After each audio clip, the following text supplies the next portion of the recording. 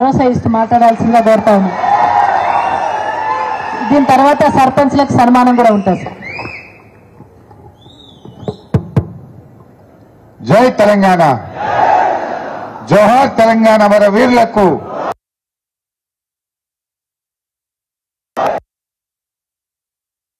కూర్చో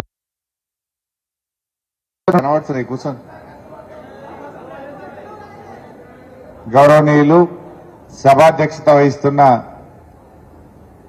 శ్రీమతి పద్మా దేవేందర్ రెడ్డి గారు, గౌరవనీయులు పెద్దలు కంటారెడ్డి తిరుపతి రెడ్డి గారు, గౌరవనీయులు మాజీ ఎమ్మెల్సీ ఆర్ సత్యనారాయణ గారు, గౌరవ మున్సిపల్ చైర్మన్ చంద్రపాల్ గారు, గౌరవనీయులు విజయలక్ష్మి గారు, మాధవి గారు, యమున గారు, అదేవిధంగా ఆంజనేయులు గారు, నారాయణ రెడ్డి గారు, సిద్దిరాములు గారు, గౌరవ కౌన్సిలర్లు, సర్పంచ్లు, ఎంపీటీసీలు, ఎంపీపీ హరికృష్ణ గారు, మా పట్టణాధ్యక్షులు గంగాధర్ గారు, ఇంకా వేదిక మీద ఉన్న పార్టీ సీనియర్ నాయకులకు, ఉద్యమకారులకు, ప్రజాప్రతినిధులకు, మెదక్ నియోజకవర్గ బీఆర్ఎస్ పార్టీ కుటుంబ సభ్యులకు, మా పత్రికా విలేకరులందరికీ పేరు పేరున నమస్కారం తెలియజేస్తా ఉన్నాం. నాకంటే ముందు అందరూ అన్ని విషయాలు చాలా వివరంగా మాట్లాడారు.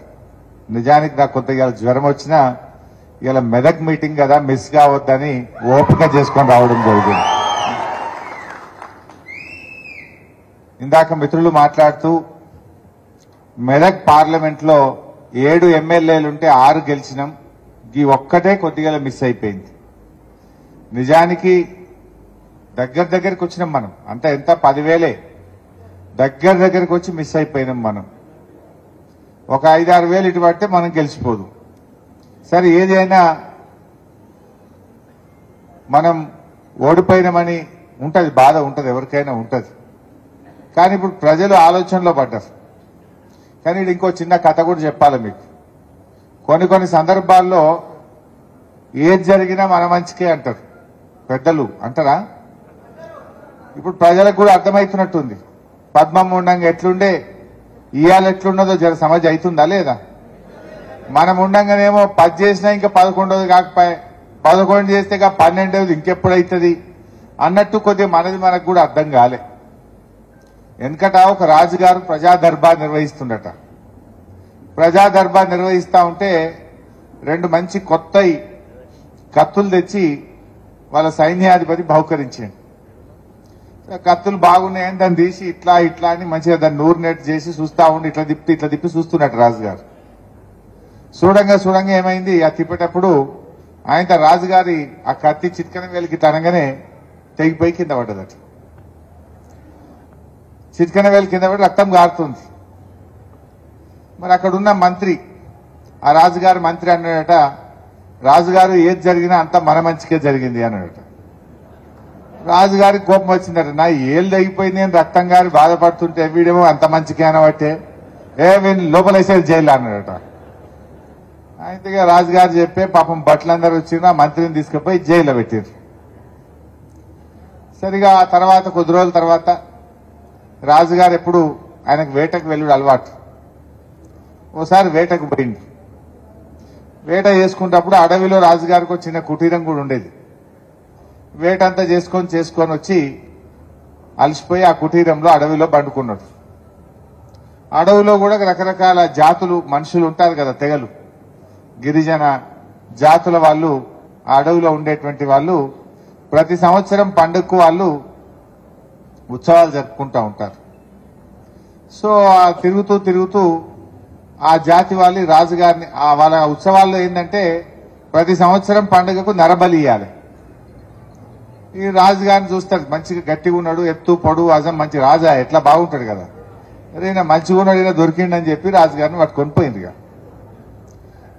పోయిందిగా పొద్దుగాలు చేయాలి.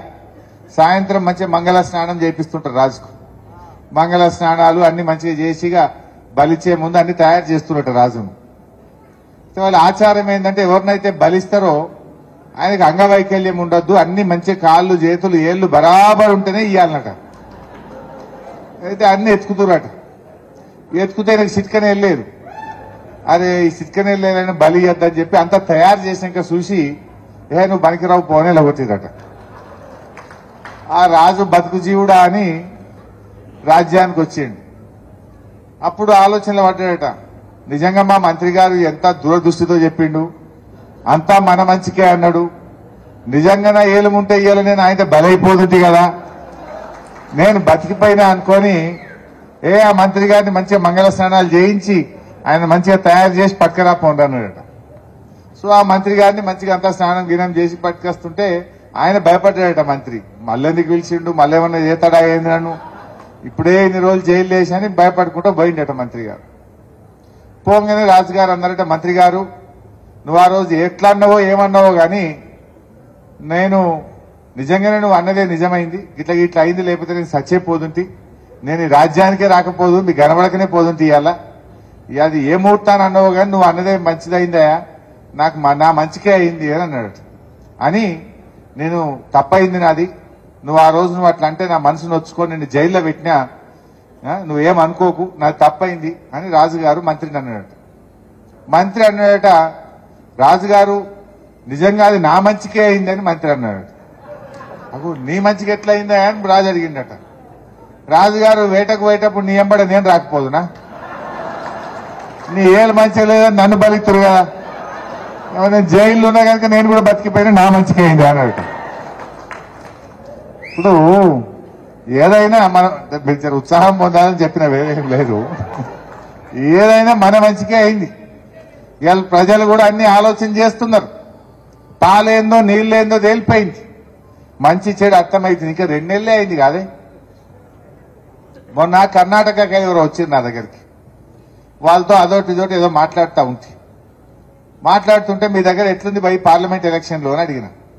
ఆడ కూడా కాంగ్రెస్ గెలిచింది కదా అన్న, మా దగ్గర మొత్తం పాస్ అయిపోయింది కాంగ్రెస్ పార్టీ, 8 నెలల వాళ్ళు గెలిచి 5 గ్యారెంటీలన్నీ ఆగమైపోయినాయి, ఇప్పుడు ఎవడు కాంగ్రెస్ పార్టీకి మా దగ్గర ఓటేసేటట్లేడు అన్నాడు.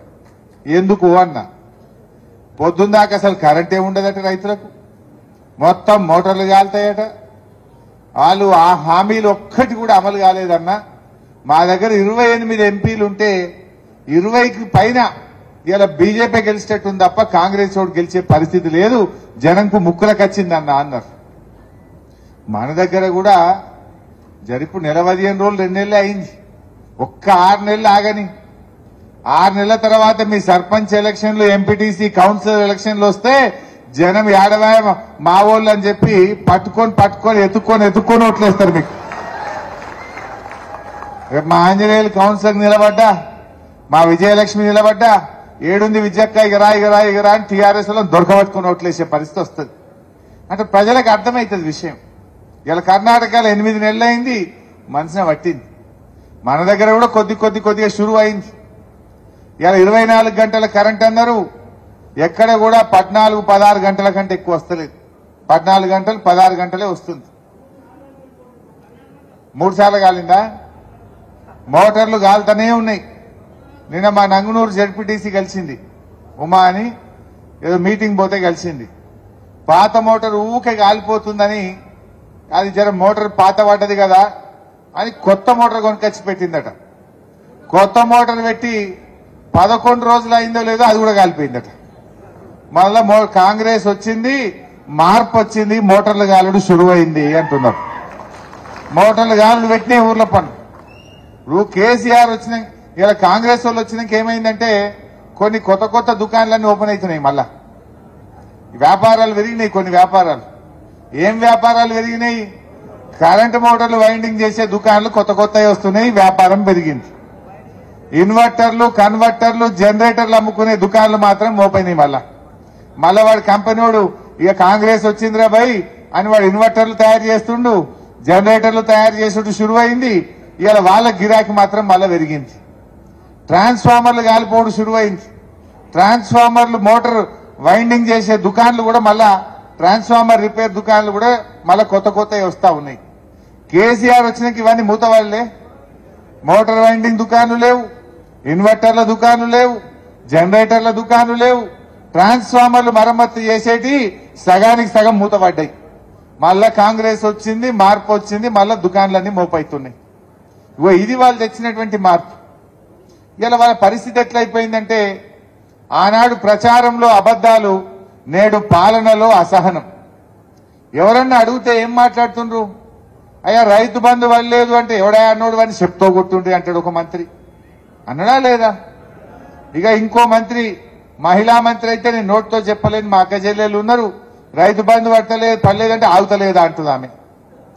ఇటువంటి మంత్రులు ఇలా అధికారంలోకి వచ్చిన తర్వాత ముఖ్యమంత్రికైనా మంత్రులకైనా సంయమనం ఉండాలి.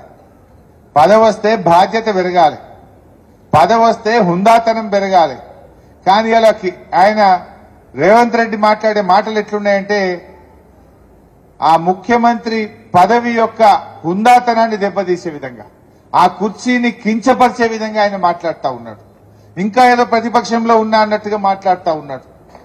నిజానికి ఏం అడిగినాం మనం? మీరు చెప్పిందే అడిగినాం. ఆయన చెప్పలేదా? మేము రాగానే డిసెంబర్ 9వ తారీఖు నాడు మొదటి సంతకం 2 లక్షల రుణమాఫీ మీద పెడుతున్నా అన్నడా లేదా? ఒకటేసారి 2 లక్షలు మాఫీ చేస్తా అన్నడా లేదా? మరి ఎటువైంది? 2 లక్షల రుణమాఫీ చేయకుండా ఇప్పుడు పార్లమెంట్ ఎన్నికల్లో కాంగ్రెస్ వాళ్ళు వస్తే జనం ఓట్లేస్తారే? మనం జనాలకు సంధానం చెప్పాల్సిన అవసరం ఉంది. మనమల్లే ఆయన్నే అన్నాడు 9 తారీఖే ఇస్తా, ఒక్కటేసారి చేస్తా అన్నడా లేదా? మరి అలా మాట తప్పింది కాంగ్రెస్ పార్టీ.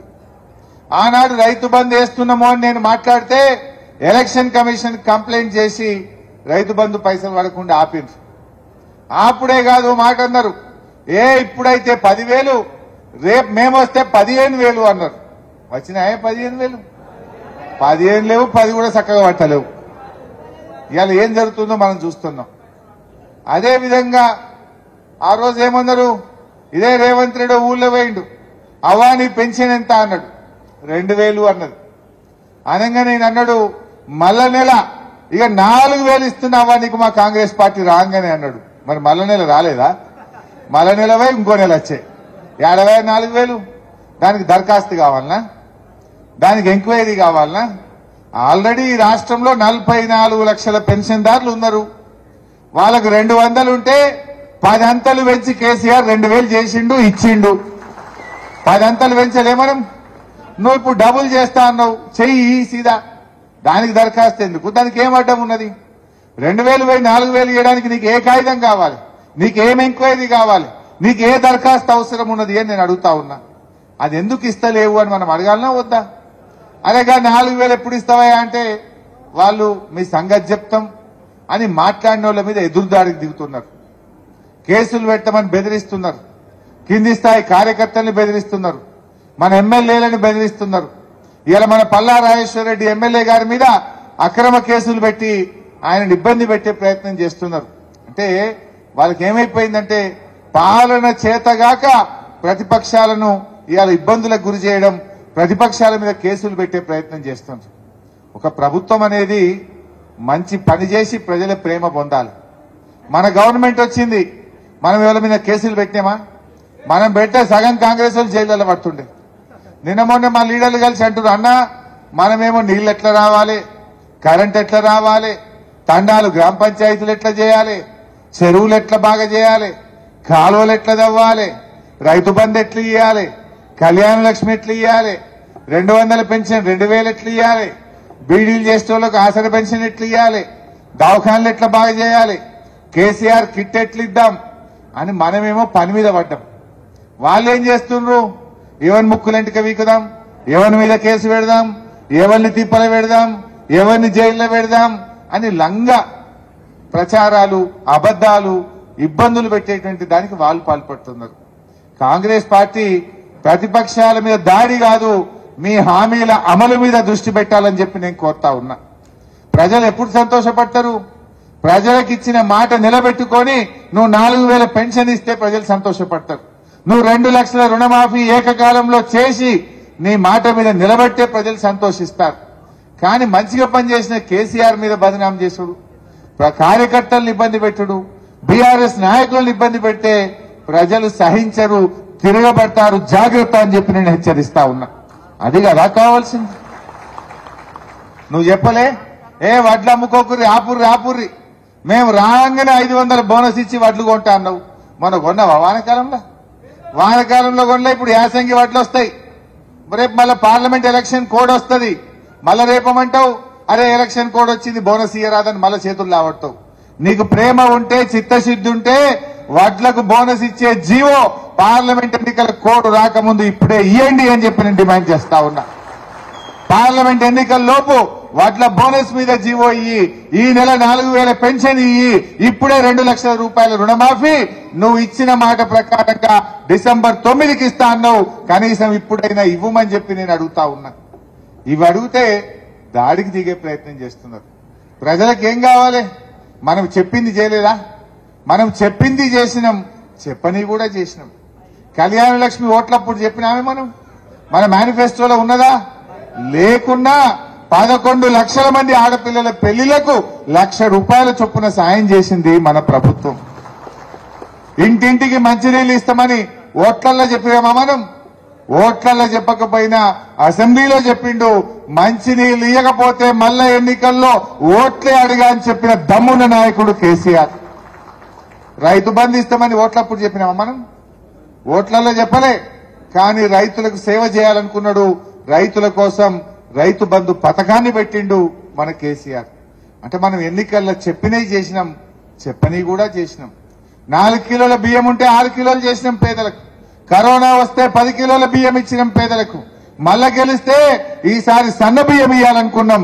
కానీ వీళ్ళు ఉన్న బియ్యం బంద్ చేసినట్టు కనబడతా ఉన్నారు.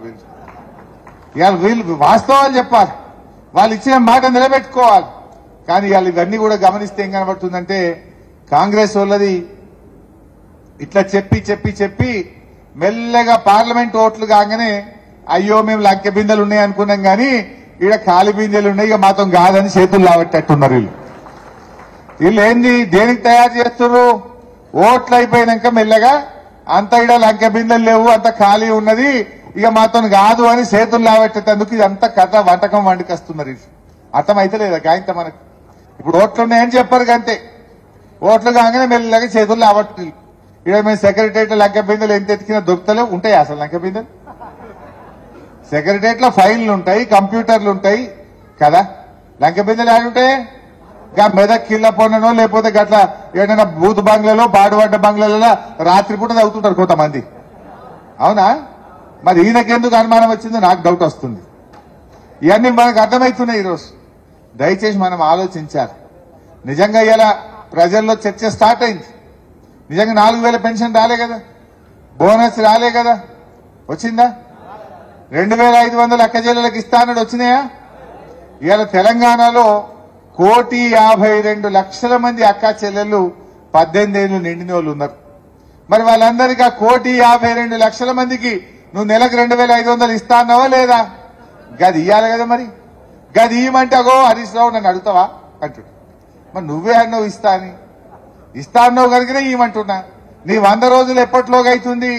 మార్చి 17వ తారీఖు వరకు 100 రోజులు అవుతున్నది. ఏప్రిల్ మొదటి వారంలో ఓట్లు ఉంటాయి. మార్చి 17 లోపు నువ్వు 2 లక్షల రుణమాఫీ, 2,500 బోనస్, 4,000 పెన్షన్ ఇస్తేనే ఏప్రిల్లో ఓట్లేస్తారు. ఇయ్యలేదనుకో ఇదే ప్రజలు మళ్ళా కర్రు గాల్చి కాంగ్రెస్ పార్టీకి వాత పెట్టేది ఖాయం. మీరు కూడా చర్చ పెట్టాలి. మార్చి 17కు 100 నిండుతున్నది. 100 డెడ్ లైన్. 50 రోజులు ఇయ్యద్దని రూల్ ఉంది ఏమన్నా?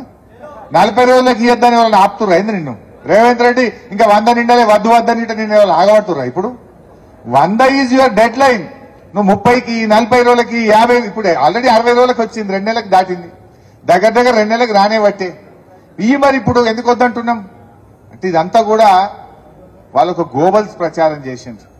బడ్జెట్ సరిపోదని తెలిసి కూడా, బడ్జెట్ లేదని తెలిసి కూడా ప్రజలను ఆశపెట్టి మభ్యపెట్టి ఇవాళ ప్రజలను మోసం చేసినటువంటిది ఇవాళ కాంగ్రెస్ పార్టీ. కానీ మనం కూడా గమనిస్తా ఉన్నాం. అదే ప్రజలు తప్పకుండా ఇవాళ కేసీఆర్ అన్నమాట మీద నిలబడ్డారు. ఇప్పుడు ఆనాడు కరోనా వచ్చింది. కరోనా వస్తే 45 రోజులు లాక్డౌన్, ఖజానాలో పైసలు లేవు, ప్రభుత్వానికి ఆదాయం లేదు. మరి ఆ రోజు కూడా రైతు బంద్ వేయాల్సి వస్తే కేసీఆర్ వేసిండా లేదా? కరోనా వచ్చిన కష్టకాలములో ఎమ్మెల్యేల మంత్రుల జీతాలు ఆపిండు, బిల్లులు ఆపిండు, రైతులకు మాత్రం పంటకు సకాలంలో రైతు బంధు ఇచ్చిండు మన కేసీఆర్. మరి వీళ్ళకెందుకు అంత ఇబ్బంది అవుతున్నది? మీ ప్రాధాన్యత ఏంది? దేశానికి అన్నం పెట్టే రైతు ముఖ్యమా, నీకెవరు ముఖ్యమో అని నేను అడుగుతా ఉన్నా. కరోనా లాంటి కష్టకాలంలో కేసీఆర్ ఇవ్వగలిగినప్పుడు మీరెందుకు ఇవ్వలేకపోతున్నారు అని చెప్పి నేడు ఈ కాంగ్రెస్ ప్రభుత్వాన్ని అడుగుతా ఉన్నా. ఇవన్నీ కూడా మీరు చర్చ పెట్టాలి గ్రామాల్లో. దయచేసి ప్రజల దగ్గర తండాలకు పోండి. తండాలకు మనం ఏం తక్కువ చేసినాం? వాళ్ళకి అన్ని అబద్దాలు చెప్పిండ్రు వీళ్ళు. తండా ప్రజల దగ్గర కూర్చొని మంచిగా వాళ్ళకి అర్థమయ్యేటట్టుగా చెప్పండి. ఇలా మన కేసీఆర్ తండాను గ్రామ పంచాయతీ చేసిండు.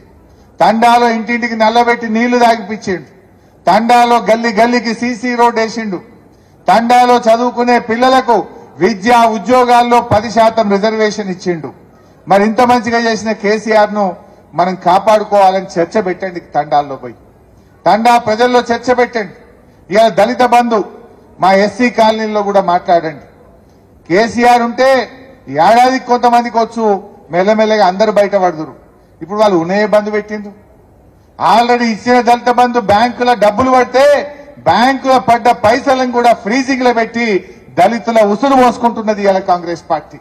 నేను అడుగుతా ఉన్నా, ఆల్రెడీ మంజూరైంది, ఆల్రెడీ డబ్బులు ఇచ్చిండు కేసీఆర్, దాన్ని ఎందుకు ఫ్రీజింగ్ లో పెడుతున్నారు అని నేను ఇలా కాంగ్రెస్ పార్టీని అడుగుతా ఉన్నా. దయచేసి ఇప్పటికే ఇచ్చిన దళిత బంధు లబ్ధిదారులకు వెంటనే 10 లక్షల రూపాయలతో ఆ యూనిట్లు గ్రౌండ్ చేయించాలని చెప్పి నేను కాంగ్రెస్ పార్టీని డిమాండ్ చేస్తా ఉన్నా. ధర్నాలు చేస్తున్నారు వాళ్ళు. పాపం మా గొల్ల కుర్మలకు డీడీలు కట్టింది గొర్రెల కోసం. ఇప్పుడు డీడీలన్నా వాపస్ ఇయ్యండి, గొర్రెలన్నా ఇయ్యండి, మీరు ఇస్తామన్నా 2 లక్షలన్నా ఇయ్యండి. ఇవన్నా వద్దా? వాళ్ళే చెప్పిన మేము 2 లక్షలు ఇస్తాం, సీదా ఇస్తామన్నారు. ఇప్పుడు మీరు వచ్చి 2 నెలలైనా ఆ డీడీలు ఇస్తలేరు, గొర్రెలు ఇస్తలేరు, మీరు ఇస్తామన్న 2 లక్షలు కూడా ఇవ్వకుండా ఇవాళ యాదవులను కూడా ఉసురు పోసుకుంటున్నటువంటి పరిస్థితి ఉంది. అంటే వాళ్ళు ఎంతసేపు కూడా ప్రజల్ని ఇబ్బంది పెట్టేటువంటి ప్రయత్నం చేస్తా ఉన్నారు.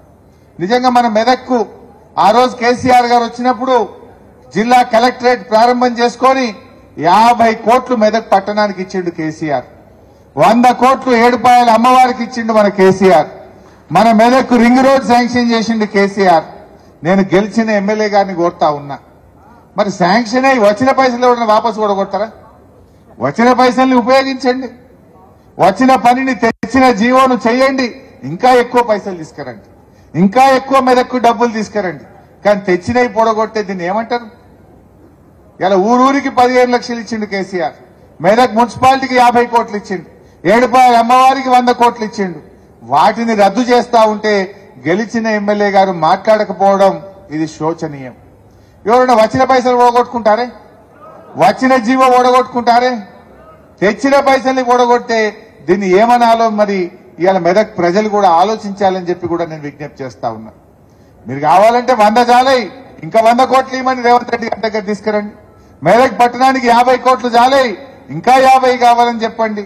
మా యాదగిరి గారు ఉన్నారు, రామాయణపేటకు కూడా ఆ రోజు 25 కోట్లు ఇచ్చిండు కేసీఆర్ గారు. 25 చాలై, అవి కూడా వాపసు పోయినాయి. ఇవాళ కేసీఆర్ ఇచ్చిన 25 కూడా వాపసు పోయినాయి. ఇంక 25 ఇవ్వని అడగాలి కదా. మరి ఇలా మా నాగరాజు కష్టపడి పనిచేస్తే ఇవాళ ఆయనను పోలీసు వాళ్ళని పెట్టించి బెదిరించే ప్రయత్నం చేస్తున్నారు. నాగరాజు భయపడే వ్యక్తి కాదు. అవసరమైతే నాగరాజు కోసం మొత్తం బీఆర్ఎస్ పార్టీ ఒక్కటై నాగరాజు లాగా ప్రతి కార్యకర్తను కూడా కాపాడుకుంటది. ఎవరు భయపడాల్సిన అవసరం లేదని కూడా నేను మనం చేస్తా ఉన్నా. ఇవాళ 28 తండాలకు మనం రోడ్లు శాంక్షన్ చేయించినాం. ఆల్రెడీ కొన్ని తండాలకు వేసినాం, ఇంకా కొన్ని మిగిలిపోయిన తండాలకు రోడ్లు శాంక్షన్ చేస్తే దాన్ని కూడా క్యాన్సిల్ చేసేసింది. ఇక దాన్ని టెండర్ పెట్టించి జల్దీ పని చేయిస్తారా, లేదు ఈ పని మాకు అవసరం లేదని క్యాన్సిల్ చేసి వాపసు పంపుతారా? ఇవాళ తండాల్లో ఉండే మా అన్నదమ్ములు, మా అక్క చెల్లెలు కూడా ఆలోచించాలని చెప్పి కూడా నేను ఈ సందర్భంగా విజ్ఞప్తి చేస్తా ఉన్నా.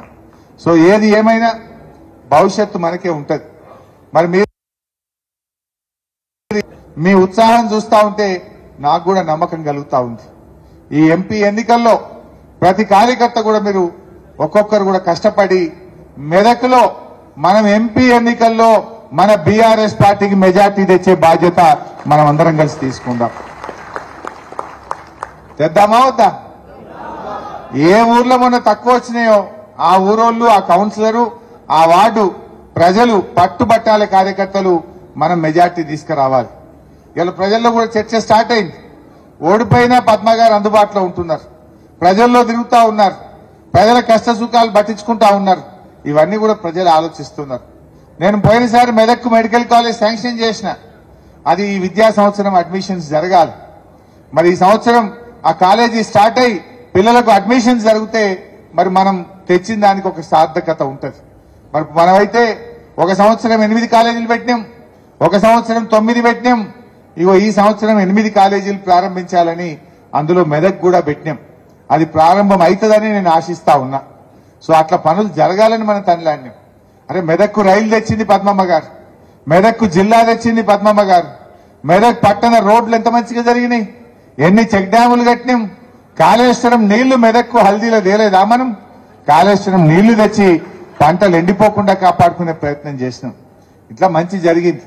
సరే అప్పుడప్పుడు కొంత దురదృష్టవశాత్తు ఏంటంటే నిజం గడప దాటక ముందే అబద్ధం ఊరంతా చుట్టేస్తుంది అన్నట్టు మనం చేసిన మంచి పని బయటకు పోలేదు. వాళ్ళు చేసిన దుష్ప్రచారం, అబద్దాలు, గోబల్స్ ప్రజల దగ్గరికి పోయినాయి. మా యూత్ కూడా కనబడుతుండ్రు. మీరు కూడా రీల్స్ చేయండి. ఇప్పుడు ఆ రీల్స్ ఏమో చేసుకుంటూ పెట్టారు కదా మొన్న. ఇప్పుడు మీరు కూడా రీల్స్ చేయండి. ఏమో 29 తారీఖు వచ్చింది, రైతు బంద్ ఏది, రుణమాఫీ ఏది, లేదా కరెంటు పోతుంది కదా ఆడాడ, ఆ కరెంటు పోయిన కాడ రీల్స్ చేసి ఎండిపోయిన పొలాలను రీల్స్ చేసుకుంటే మనం కూడా సోషల్ మీడియాలో ప్రజలకు చూపించాలి. వాళ్ళేమో అబద్దాలను రీల్స్ చేసి చేద్దాం. వాళ్ళ మాట తప్పి కూడా సోషల్ మీడియాలో వాళ్ళు మాట తప్పిన దాన్ని, వాళ్ళు ప్రజలు మోసం చేసిన దాన్ని ఎండగట్టాలని చెప్పి కూడా నేను కార్యకర్తల్ని కోరుతా ఉన్నా. బట్ ఫైనల్ గా నేను చెప్పేది ఒక్కటే, ఎవరు అధైర్యపడకండి. ఏ కార్యకర్త కష్టం వచ్చినా పార్టీ అన్ని రకాలుగా మీకు అండదండలు అందిస్తుంది, మిమ్మల్ని కాపాడుకుంటాం. ఇప్పుడు చీకటి పోయినాక ఏమొస్తుంది? ఓటమి పోయినాక వచ్చేదేందే? గెలుపు. పోయినాక పొద్దుగాల తెల్లారాల్సిందే కదా, రాత్రి అయిందంటే పొద్దున వెళ్తురు రావాల్సిందే. ఓటమి తర్వాత వచ్చేది గెలుపు. ఖచ్చితంగా గెలుపు వస్తుంది. మెదక్లో మళ్ళా మనం గులాబీ జెండా ఎగిరేస్తాం. ఇది ఒక చిన్న స్పీడ్ బ్రేకర్ లాంటిది. స్పీడ్ బ్రేకర్ ఉంటే బండి మెల్లగైతుందా లేదా? అది దాటినాక ఏమైతుంది? మళ్ళా పికప్ అయి మళ్ళీ స్పీడ్ గా పోదా? గ్యారంటీగా స్పీడ్ బ్రేకర్ దాటాం, మళ్ళా మన బీఆర్ఎస్ పార్టీని పికప్ తీసుకుంటాం, మెదక్ మీద గులాబీ జెండా ఎగిరేసుకుంటాం. సో మీరు కూడా ఏం అధైర్యపడకండి, భయపడకండి. మంచిగా ఉన్న విషయాలు, ఆ 420 హామీలు ఉన్నాయి కదా, వాళ్ళు 6 హామీలు అంటారు. 6 కాదు, 420 హామీలు ఉన్నాయి. 420 ఉన్నాయి. ఆ 420ని మీరు ప్రజల్లో చర్చ పెట్టాలి. 6లో కూడా 6 లేవు, 13 ఉన్నాయి. ఇప్పుడు 2 చేసినామని ఒక అబద్ధం ఆడుతుండ్రు. ఇప్పుడు మహిళలది దాని పేరేందో మహాలక్ష్మి అని పెట్టారు. మహాలక్ష్మిలో 3 ఉన్నాయి. ఒకటి ఉచిత బస్సు, రెండోది 2500, మూడవది గ్యాస్. 3 ఇస్తే మహాలక్ష్మి అనే ఒక హామీ అమలైనట్టు. వాడు 3 ఇవ్వకుండా ఒక బస్సు ఇచ్చిండి అయిపోయినట్టు అంటలేడా?